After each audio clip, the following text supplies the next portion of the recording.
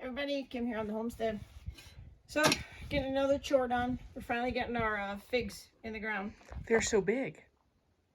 Well, they were just a little stick in a bare root when we got them. That's true. Very true. So they're supposed to be full sun, but Montana full sun is deadly. So they're going to be, this one will be just a little bit shaded now, but in the afternoon the sun will come in through here, and we kind of centered it on the building. We don't know how big they're going to get. Our ones in Pennsylvania were more bush-like, so they were round in a bush. These are supposed to be more tree-like, so they could get 15 feet. But I also read that you get figs on the new growth.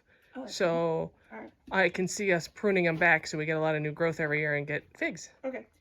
So we have one here and one on the side. We'll go over there in a second. But what we did is we dug up earth down under here and turned it pretty deep, probably 6-8 inches. And then we added our layer of, zoom in here, Katrina. We always talk about the worm poop fertilizer, but we never really showed anybody. So this is what it is right here. It's like tobacco. It does kind of look like tobacco. So it's nice fine stuff, but it's the worm casings. So we got dirt, the worm casings, and now I'm actually adding our compost from over on our pile. And it's just gorgeous. I see all kinds of just yummy stuff in there. So come on over here, Katrina. So this is our compost. It's got char in it, our rabbit droppings, obviously eggshells, coffee from down at the caffeination station in town. Thank you for that very much. That's a little wad of coffee right there. But it's There's really tea bags in there too from us and the caffeination station. It's really turned out nice already. Some of our chicken scraps, things like that for processing chickens, and we're just pleased with it. So over here is how we started. So we centered them on the center of the buildings, but left enough room that we can get a ladder in here if we have to for staining, repairs, whatever. But here's a better shot of what the worm casings actually look like.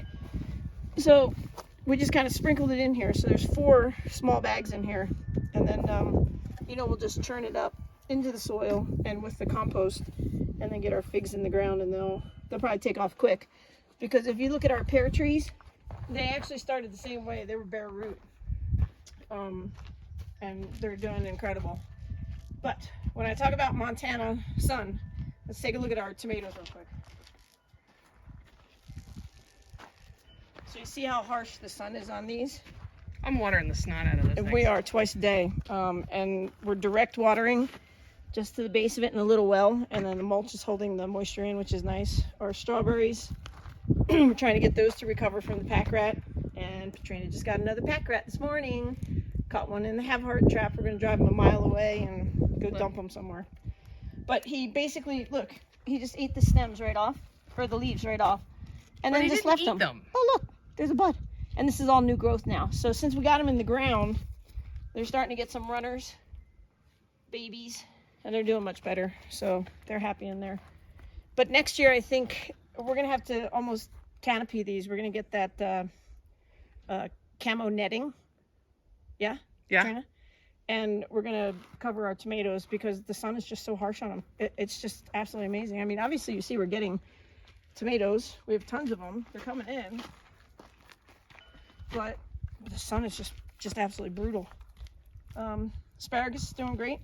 We're going to probably cut that down soon so these squash can start to creep around. Come on down here. We got squash coming in. We do. I'm going to come to this side because the squash is on the side. So here we got one.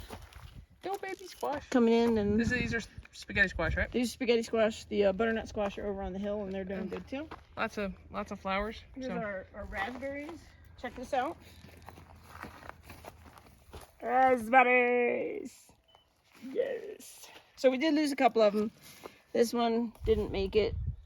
There's one over here. Didn't make it. So there's a couple that didn't make it, but I'm happy. This one's trying. It's tiny, but it's trying. 5 plants. Look, these are all buds. They're getting ready. So we might actually get some raspberries soon. But anyway, that's how the gardens are going. Watch the garden grow. Farmers out here in the middle of nowhere. But man, if we didn't have the rainwater, it just wouldn't make sense. Take a look out front. It's all dry, dead, ick. Happens. It was beautiful in the spring though. So you get all the seasons. Just gotta deal with it. But anyway, we're doing good. So today's fig planting day. All right, we'll get them in the ground. Talk to you later. Cheers from the homestead.